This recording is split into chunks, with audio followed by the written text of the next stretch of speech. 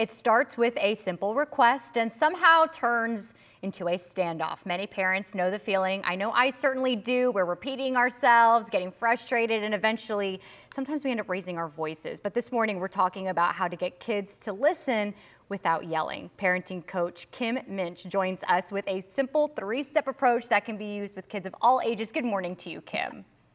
Good morning, Natalie. It's great to be here. It's good to have you. Before you share your approach, could you tell us the biggest reason parents end up yelling? Well, I think there's a couple, but real quick, I think the directions are too long, too emotional, and I think that parents aren't right there with them. They're maybe yelling across the house and trying to get something accomplished, and that doesn't always work. So they repeat themselves over and over, get frustrated, and turn to yelling.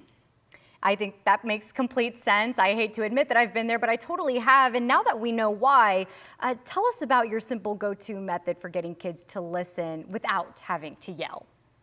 Right. It's 3 C's: clear, connect, connect, connect, clear, consequence. So first we need 5 seconds to connect.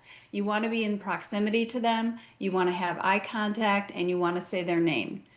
Natalie. And then second part of it is clear, one specific direction.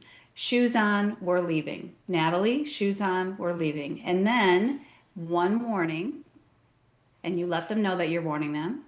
And if they don't heed the warning, then the consequence. And it's very important that parents keep their voice neutral, right? You want to be unemotional. You want to be, this is what needs to get done. So Natalie, shoes on, we're leaving.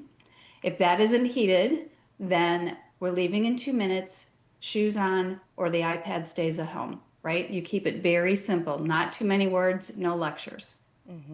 Yeah, I think myself, much like other parents, find that I'm using too many words. So I love that advice. It's always something to keep in mind. Now, there may be some kids who may not hear, what we said the first time, and that can still end with kids talking back to you. So how do parents handle that sort of thing without everything escalating? 100%. If you can do eye contact, eye contact again, say their name.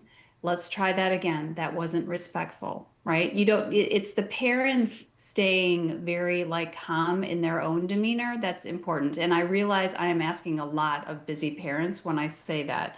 So this is a practice, and some moments, just like everything else in parenting, are going to go better than others.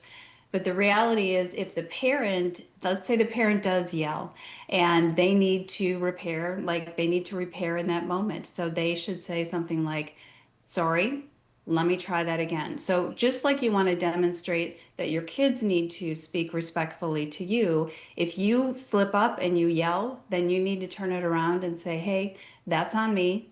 I'm sorry, let me try that again. And then go back to the 3 C's: connect, clear, consequence. Kim, that is all wonderful advice. I know I will be taking that with me, and it all comes from love. We're just trying to get everyone moving out of the house right when we need our kids to listen to us. So Kim, thank you for the advice and being with us on Daybreak. Thanks, Natalie.